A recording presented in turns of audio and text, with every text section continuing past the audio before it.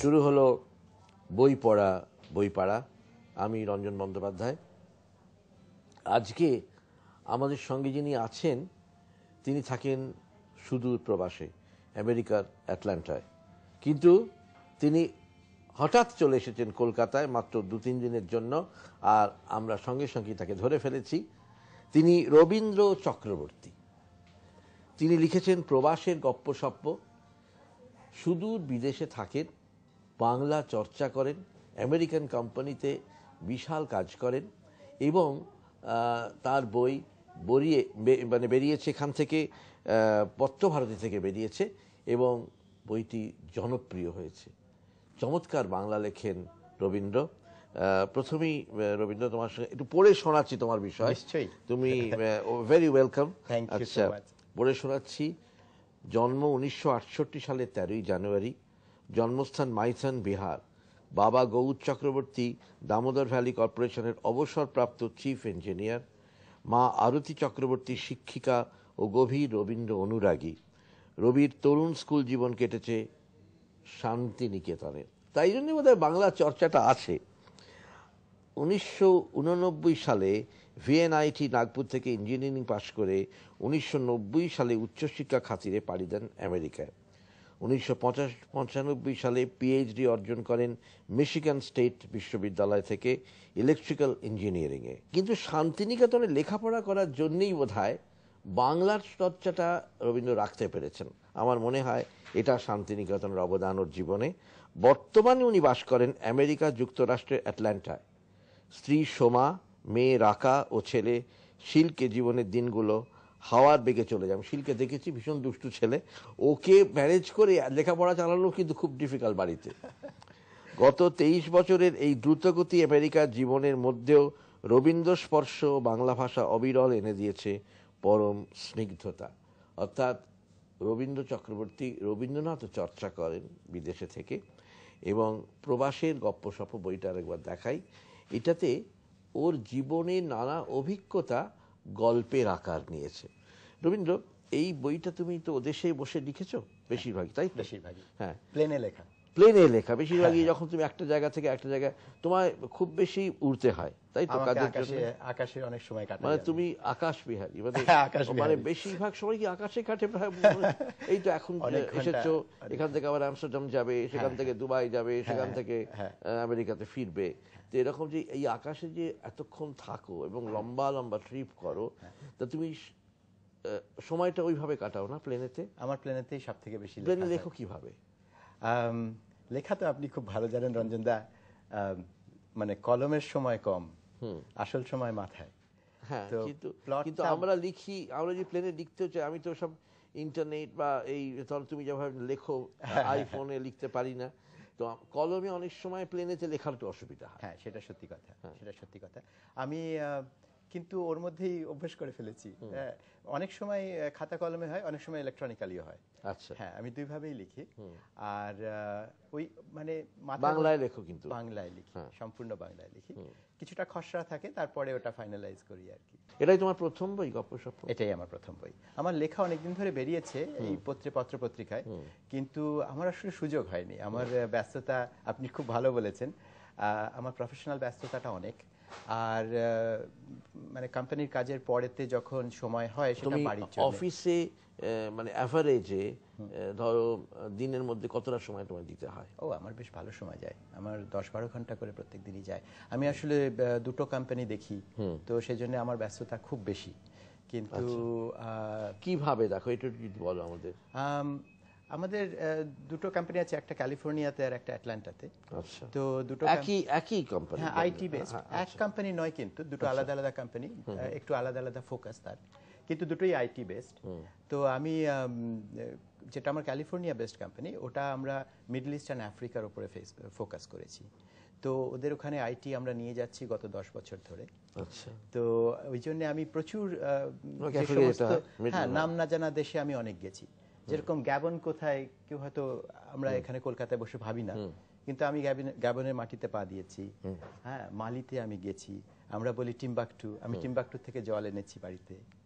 হ্যাঁ, তারপর ধরুন এরকম ভাবে আমার অনেক দেশ দেখা হয়েছে। আমি ল্যাটিন আমেরিকাতেও গেছি, আমি আর্জেন্টিনাতে গেছি, আমি ভিক্টোরিয়া ওকাম্পোর জায়গাতে গেছি। বাহ, ভিক্টোরিয়া ওকাম্পোর অ্যাকচুয়ালি দুটো বাড়ি জানো তো, ভিক্টোরিয়া ওকাম্পোর বাবার বাড়ি যেখানে রবীন্দ্রনাথকে থাকতে দেওয়া হয়নি, তাড়িয়ে দিয়েছিল, বলে কি বাঙালি বাড়িতে ঢুকতে দেওয়া হবে না। তারপরে ভিক্টোরিয়া ওকাম্পো নিজের গয়না টয়না বিক্রি করে ওই বাড়িটা করে। ভিক্টোরিয়া ওকাম্পো খুব ধনী পরিবারের মেয়ে, অত্যন্ত ধনী পরিবারের, আভিজাত্য পরিবারের মেয়ে, মানে অভিজাত পরিবারের মেয়ে। এবং ওখানে একটা জায়গা আছে লা বোকা বলে একটা শহরে আমি গেছি। সেইটা এখানে মজা হচ্ছে, ওখানে ছোটবেলাতে কিছুদিন পাবলো পিকাসো ছিলেন। আচ্ছা, হ্যাঁ, এবং ওখানে একটা ফুটবল স্টেডিয়াম আছে যেখানে ম্যারাডোনার অনেক ক্যারিকেচার আছে ইত্যাদি। তো আমাদের অনেক বাঙালিদের খুব প্রিয় কিছু কিছু মানুষের বাসস্থান বা কিছু ক্ষণকালের জন্য বাসস্থান ছিল ওই জায়গাটা। তো সেখানেতে আমার মাইগ্রেট করেছিলেন নাকি? হ্যাঁ, কিছুদিনের জন্য। হ্যাঁ, ম্যারাডোনা তো ওখানেই বড় হয়েছেন। সব থেকে যেটা আশ্চর্য লেগেছে, দুটো জিনিস খুব বলার মতন। আর্জেন্টিনার এই লা বোকা যে শহরটা, ওখানেতে আমি কোনোদিন মানে গাড়ির যেটা মানে কি বলবো, খারাপ হয়ে যাওয়া গাড়ি যেখানে রাখা হয়, জাঙ্কিয়ার্ড, হ্যাঁ গাড়ির জাঙ্কিয়ার্ড তো অনেক দেখা যায়, কিন্তু জাহাজের জাঙ্কিয়ার্ড আমি প্রথমবার দেখি আর্জেন্টিনা। আচ্ছা, লা বোকাটা হচ্ছে পুরোপুরি একটা বন্দর শহর এবং সেখানে সব জাহাজ ডাম্প করা হয়েছে। এবং আমি ঘুরে ঘুরে দেখেছি 1880 সালের জাহাজ, মাস্তুলের ওপর লেখা 80, কোনটা কিছু কিছু ল্যাটিনে লেখা, কিছু কিছু ইংরেজিতে। হ্যাঁ, তো কত সমুদ্র পাড়ি দেওয়ার পরে ওখানে এসে তারা জমা হয়েছে। হ্যাঁ, তো খুবই দুর্গন্ধ জায়গাটা, যদিও দুর্গন্ধ ওখানটায়, কিন্তু অদ্ভুত একটা অন্য টাইপের পরিবেশ। তখনকার দিনে ইলেকট্রনিক ম্যাপস ছিল না, তো যে নৌ ম্যাপগুলো তৈরি করা হতো ওগুলো চামড়ার উপরে করা হতো, যাতে জলে না ভিজে যায়। পুরোনো দিনে তুমি দেখবে সিনেমাতে এইগুলো দেখা যায়, ওই ডাকাতরা যাচ্ছে বা সিহক এই সমস্ত চামড়ার রোল করে রাখা হতো। সে মজা হচ্ছে ওই জায়গাকার, জানেন তো, একটা বড় ইন্ডাস্ট্রি ছিল চামড়া, চর্মশিল্প, বিকজ অফ দ্য ম্যাপস। হ্যাঁ, ওদের ওই ম্যাপগুলো, এবং আমি সেই তার একটা ছোট ম্যাপ বাড়িতে নিয়ে এসেছি, পুরোনো দিনের ম্যাপ। আচ্ছা, ওরা বিক্রি করে নাকি? হ্যাঁ, এখনো তার কিছু কিছু রেশ ওরা টুরিস্টের জন্য করে, তো আমি সেখান থেকে একটা ম্যাপ কিনে এনেছি বাড়িতে। তো এরকম টাইপের অভিজ্ঞতা হয়। তারপরে যেটা আমি ওখানে মানে আর্জেন্টিনাতে আমি মনে মনে ভাবছিলাম, যখন গুরুদেব রবীন্দ্রনাথ গেছিলেন তখন ওনার কিরকম ফিল হয়েছিল, কারণ ওখানে গাছপালা কিন্তু চেনা নয়, অচেনা গাছ, বেশিরভাগ গাছ অচেনা, কিন্তু একটা গাছ চেনা পেয়েছিলাম আমি, কাশফুল দেখেছি। কাশফুল? খুব অবাক লেগেছিল দেখে আমার। তো এবং প্লাতা নদী দেখেছো তার মানে? যেটার পাশেই। এবং সব থেকে ভালো যেটা লেগেছে সেটা হচ্ছে রবীন্দ্রনাথের শান্তিনিকেতনে আমি যেহেতু পড়েছি, ওনার যে কালার কম্বিনেশন, যেটা উনি খুব ভালোবাসতেন, হলুদ এবং কমলা, এই রঙের কম্বিনেশন, ওটা কিন্তু সম্পূর্ণ ল্যাটিন শিল্পের। কিন্তু ওটা উনি মানে ওর বইয়ের মলাটে কাজে লাগিয়েছেন, প্লাস উনি যে বেড কভার ডিজাইন করেছিলেন, পর্দা ডিজাইন করেছিল, সেগুলোর মধ্যে ওটা খুব বেশি কাজে লেগেছে। আচ্ছা, তুমি যে জাহাজের কথা লিখলে, পুরোনো দিনের জাহাজের জাঙ্কিয়ার্ড, এই নিয়ে কোনো গল্প লিখেছো বা কিছু লেখা লিখেছো? একটা গল্প আমার আছে আর্জেন্টিনার উপর, এখনো প্রকাশিত নয়। আচ্ছা, হ্যাঁ, সেখানে এর সম্পর্কে আমার লেখা আছে। হ্যাঁ, তো এরকম বিভিন্ন ধরনের। তারপরে আমরা ধরুন মাচু পিচুতে গেছিলাম পেরুতে, সেখানে সোমাও ছিল আমার সাথে। তো ইনকাদের সভ্যতা দেখা, হ্যাঁ, সে পুরনো ধ্বংসাবশেষ রাস্তাতে। শুধু আমরা মাচু পিচু না, ওখানে কিন্তু 1500 ওরকম রুইন্স আছে।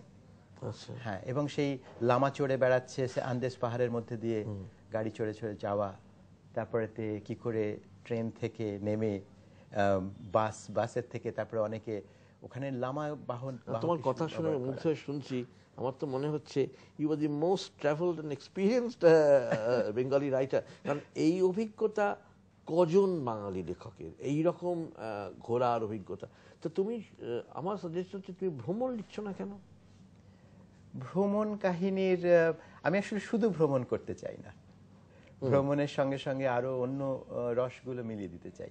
হ্যাঁ, বুঝতে পারি। তুমি ভ্রমণ মানে ভ্রমণ থাকবে মাঝখানে, এখানে উপন্যাস থাকবে, ইত্যাদি থাকবে, কিন্তু আমার মনে হয় তোমার হাতে পিওর ভ্রমণ যদি বিশুদ্ধ ভ্রমণ কাহিনী খুব খুলবে এবং খুব জনপ্রিয় হবে। কারণ এই সব জায়গাগুলোর নামই আমরা শুনি, যাওয়ার কথা তো দূরের কথা। এই যে তুমি আর্জেন্টিনা বললে, আর্জেন্টিনায় যে রবীন্দ্রনাথের বাড়িতে তুমি গেছো, এইটা তো একটা বড় প্রবন্ধ কিংবা একটা বইও হতে পারে, শুধু রবীন্দ্রনাথের বাড়িটা নিয়ে, তার ইতিহাস নিয়ে। এবং ওক্যাম্পোর যে ওখানে বাড়ি আছে, আমি শুনেছি, আমি তো যাইনি, আমার যাওয়ার খুব ইচ্ছে। আমি শুনেছি ওটা একটা তোমার উনি যে- আর্কাইভ হয়েছে। হ্যাঁ, অ্যাবসলিউটলি বিউটিফুল। এবং আমি একটা ছোট্ট আমরা আপনাকে দেখিয়েছিলাম সিনেমা একটা করেছিলাম, ওটাতে ওই বাড়ির কিছু ছবি আছে। আচ্ছা, হ্যাঁ, একটা ভিডিও করা আছে ওই বাড়ির। এবং শুধু তাই নয়, আরো একটা সুন্দর জিনিস হচ্ছে যে পত্রিকাটা বিজয়া মানে ভিক্টোরিয়া যেটা সম্পাদিকা হিসেবে ছিলেন, যে পত্রিকার সুর নাম তার, হ্যাঁ, সেই পত্রিকাটার কিন্তু এখনো কিছু কিছু সংখ্যা পাওয়া যায়। তো সেটা আমি বলতে পারি যে যদিও ওটা স্প্যানিশে লেখা, কিন্তু আমি ওই পত্রিকা দেখেছি। জেনেছো? আচ্ছা আচ্ছা আচ্ছা। সুতরাং এগুলো কিছু কিছু আমি বলবো আমার অমূল্য অভিজ্ঞতা। নিশ্চয়ই, অবশ্যই। আর তাছাড়াও ধরুন ওরকম যেরকম অভিজ্ঞতা ওখানকার, আফ্রিকার অভিজ্ঞতা আবার সম্পূর্ণ আলাদা। হ্যাঁ, সম্পূর্ণ। যেরকম ধরুন আমি সাউথ আফ্রিকাতে সোনার খনির ভিতরে ঢুকেছি। হ্যাঁ, 800 মিটার নিচে, 55.5 ডিগ্রি টেম্পারেচার। পুরো যাবে তো হ্যাঁ, সেই রকম জিনিসও কিন্তু দেখার মতন জিনিস। মানে সোনার খনি ভাবলেই রক্তকরবীর কথা মনে হয়। এবং সোনার খনির ভিতরে গেলে তখন মনে হয় যে কোনটা আসল সম্পদ, জীবন না বাইরে। তো এইরকম কিছু কিছু অভিজ্ঞতা। সোনা তোলা হচ্ছে দেখেছো? তার মানে সোনা এখন যে জায়গাটা দিয়ে গেছিলাম সেখানে তোলা হচ্ছে না, কিন্তু হচ্ছে ওই খনির মধ্যে সোনা এখন। হিরে গেছো? ওখানে তো হীরের খনিও আছে। হীরের খনিতে আমি যাইনি। আচ্ছা। হ্যাঁ, তবে হিরে নিয়ে আবার আমি কিছু কাজ করেছিলাম। আমরা আর্টিফিশিয়াল ডায়মন্ড তৈরি করতাম পিএইচডি করার সময়। আমরা প্লাজমা দিয়ে ভাবে তৈরি করা, সেজন্য হীরের সঙ্গে একটু সম্পর্ক আছে। কিন্তু আমার স্ত্রী সোমা সেটা আর কোনোদিন পেলেন না। ওই ক্ষোভটা ওনার আছে। এই হীরাটা পাওয়া গেল না, তোমাকে পেয়েছে, সুতরাং সেই ক্ষোভ যাওয়া উচিত, হীরের টুকরো ছেলে। তো যাই হোক, একটা কথা জিজ্ঞেস করি তোমাকে, অনেক ভ্রমণের কথা হলো, কিন্তু এইগুলো তুমি কিভাবে কাজে লাগাচ্ছ তোমার লেখার মধ্যে? হ্যাঁ, এটা খুব সুন্দর প্রশ্ন করেছেন। আমি অনেকটা কাজে লাগিয়েছি, অনেকটা লাগাতে পারিনি এখনো, কিন্তু আমার মাথার মধ্যে ওটা চলতে থাকে।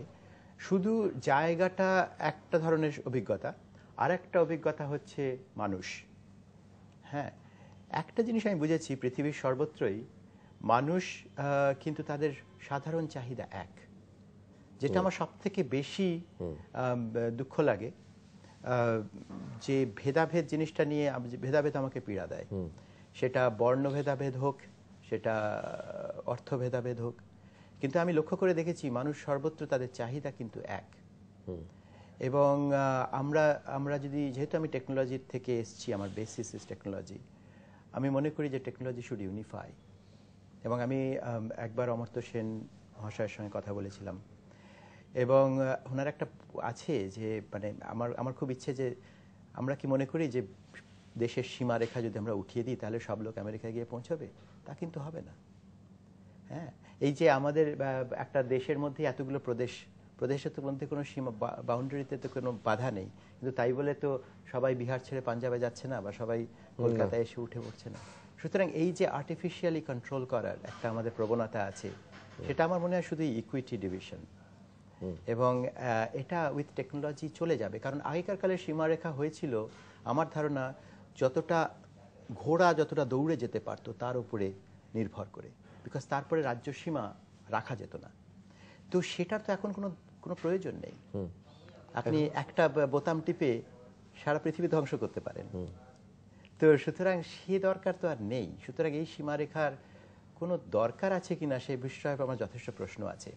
মজা হয়েছে, আমি অমর্ত্য সেনের পরে একটা লেখা পড়েছিলাম, উনিও কিন্তু এই আইডেন্টিটি নিয়ে কিছু কথা বলেছিলেন, এবং সেখানেতে এই ধরনের চিন্তা লেখা আছে, আইডেন্টিটি ক্রাইসিস এবং আইডেন্টিটি নিয়ে বড় বই এবং আছে। এই ধরনের চিন্তা যে ওনার অনেকদিন ধরেই চলছে মাথায়, সেটা দেখে আমার খুব ভালো লেগেছে। কারণ যারা ভবিষ্যৎ তৈরি করেন পৃথিবীর জন্য, তাদের মধ্যে একজন তো উনি। আচ্ছা, আমরা একটা ছোট্ট বিরতি নিচ্ছি এইখানে। একটা খুব চমৎকার জায়গায় এসে রবীন্দ্র থামলেন, এবং খুব একটা গুরুত্বপূর্ণ প্রশ্নের মধ্যে আমরা যাব এইবারে সরাসরি ওর লেখার মধ্যে, এবং ওর অভিজ্ঞতার মধ্যে আমরা তখন ছিলাম, ওর লেখার মধ্যে আমরা যাব। রবীন্দ্র চক্রবর্তী আমাদের সঙ্গে আছেন, তিনি থাকেন আমেরিকার অ্যাটলান্টায়। আপনার সঙ্গে থাকুন, আমরা ফিরে আসছি একটু পরেই।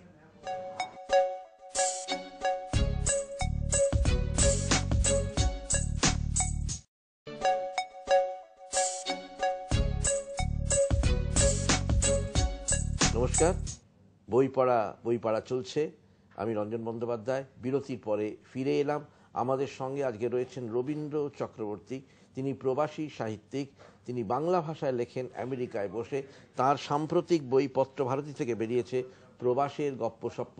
বইটি বেরিয়েই জনপ্রিয়তা অর্জন করেছে এবং নানান স্বাদের অভিনব আঙ্গিকের অনেকগুলি গল্প আছে।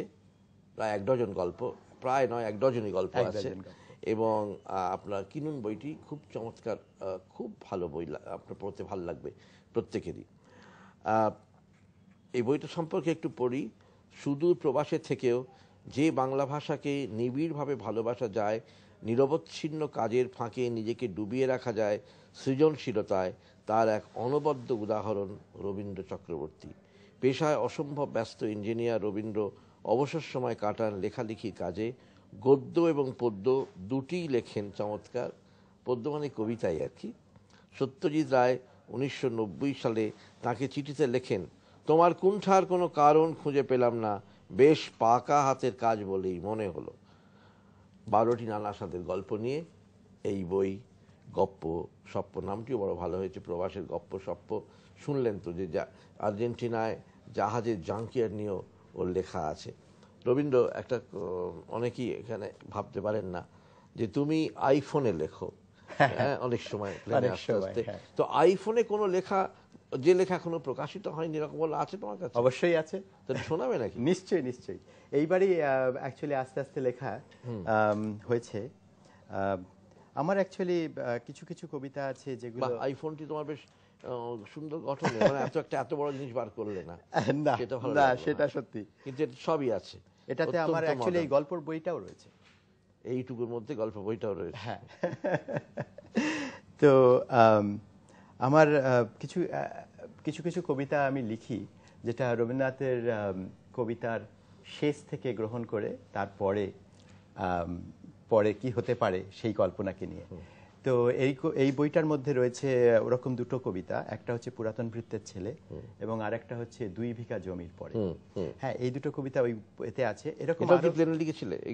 হ্যাঁ, একটা লেখা প্লেনে। হ্যাঁ, পুরাতন ভৃত্যের ছেলে অ্যাকচুয়ালি আমি আমস্টারডাম যেতে যেতে লিখি এবং 3রা জুলাইতে লেখা আমস্টারডাম, ওটা আমার বই মানে সই করাতে রয়েছে। এখানে তো সেটা দেওয়া হয়নি ডেট টাইমটা, কিন্তু হ্যাঁ, আমার ওটা প্লেনে লেখা। এবারে যে লেখাটা লিখেছি সেটা নকলগড়কে নিয়ে। এটা এখনো অপ্রকাশিত। তো নকলগড় কবিতাটা একটু মনে করিয়ে দিই।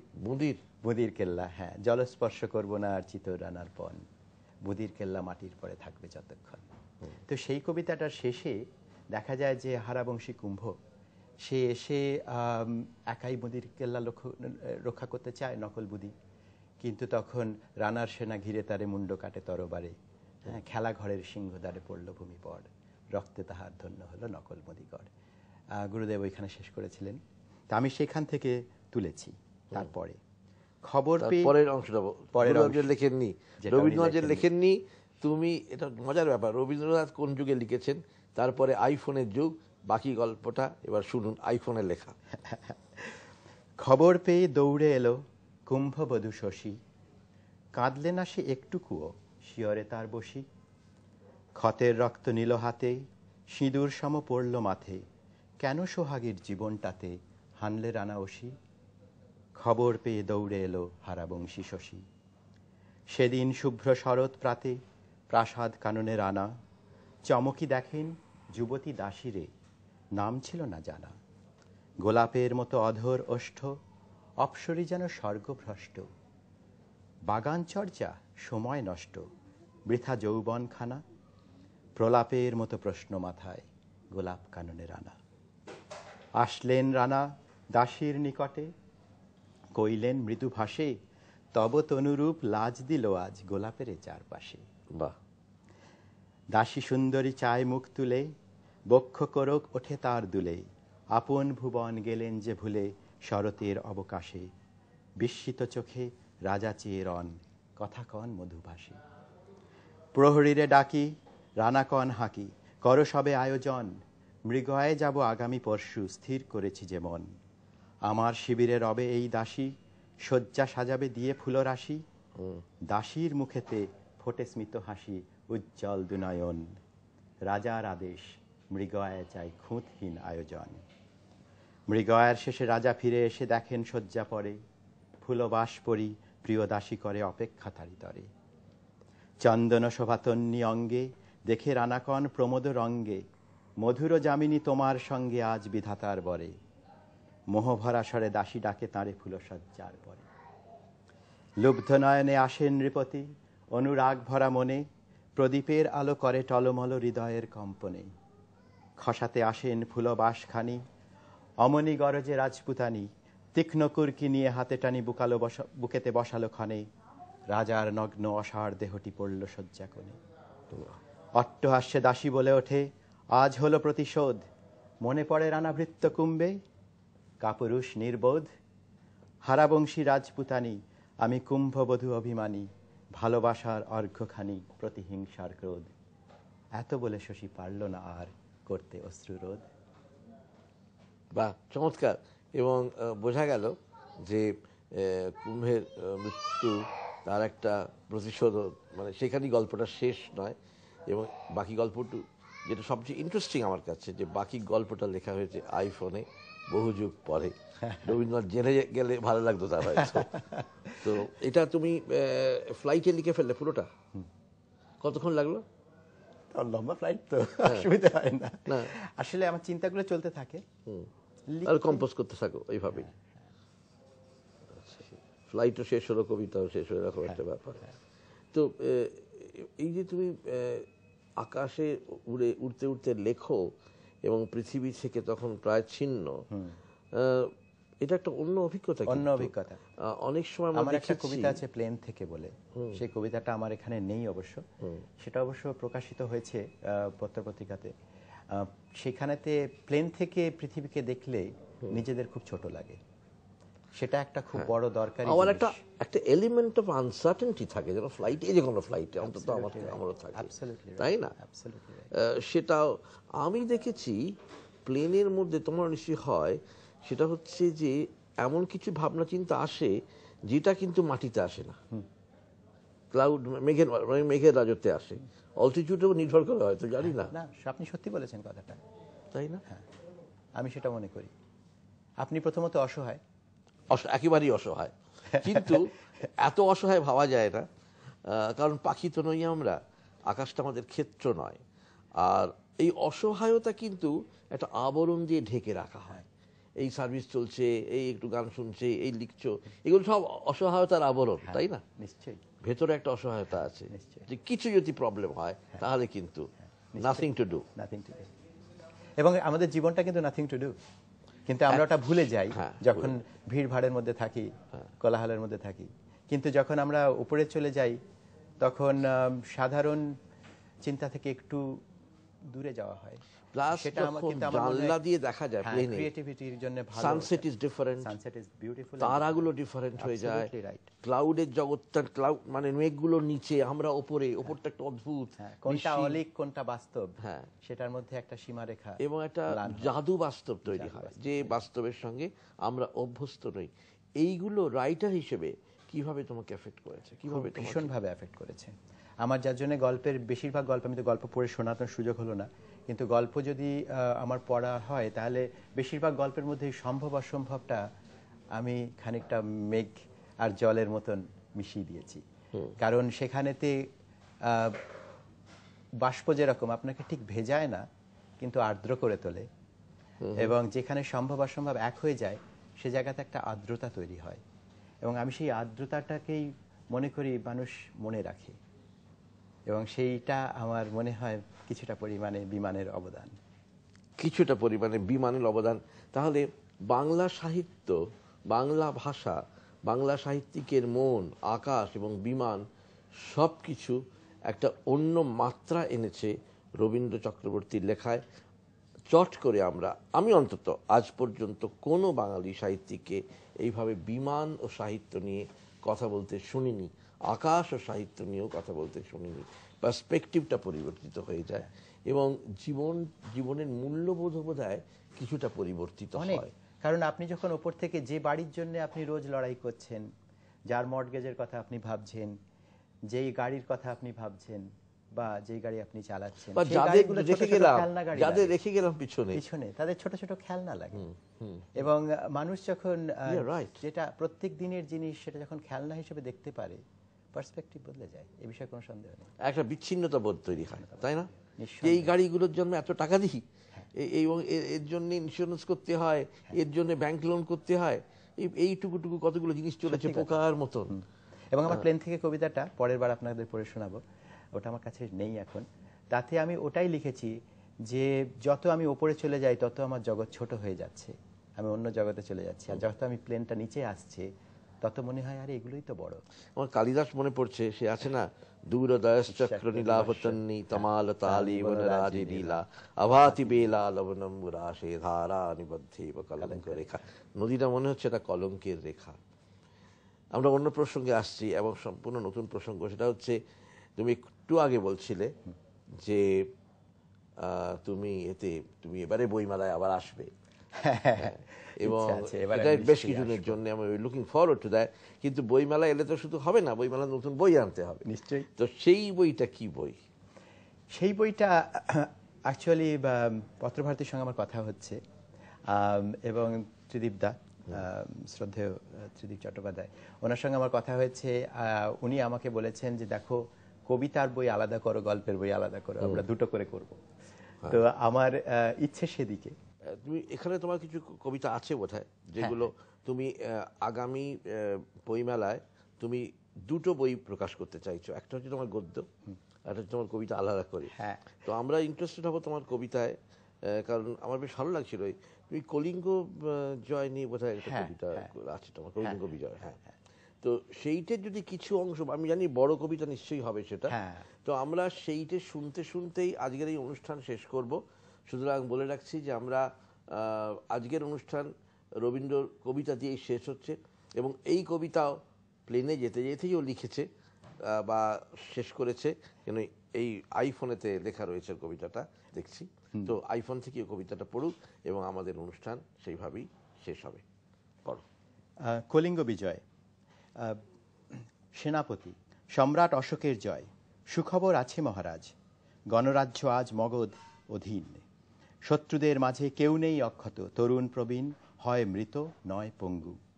সেনাধ্যক্ষ, কলিঙ্গ পেয়েছে উত্তর তার আপন স্পর্ধার।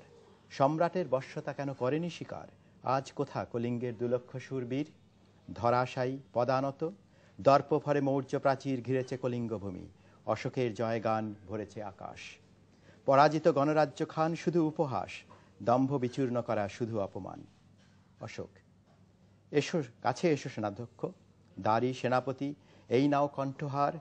জহরত হিরে গজমতি, নর্তকীদের ডাকো, বয়ে যাক মদিরার বান। যা পারেনি পিতামহ, সে কলিঙ্গের হলো অবসান। মোর জয়গাথা ভেসে যাক দূরে, পবনে পবনে দেশ দেশান্তরে। মৌর্য সাম্রাজ্যে কেউ যদি করে অবহেলা, কঠোর শাস্তি তার। আকাশ ফলকে আজ সন্ধেবেলা এই যেন লেখা হয়ে থাকে রক্তে রাঙা অক্ষরে অক্ষরে।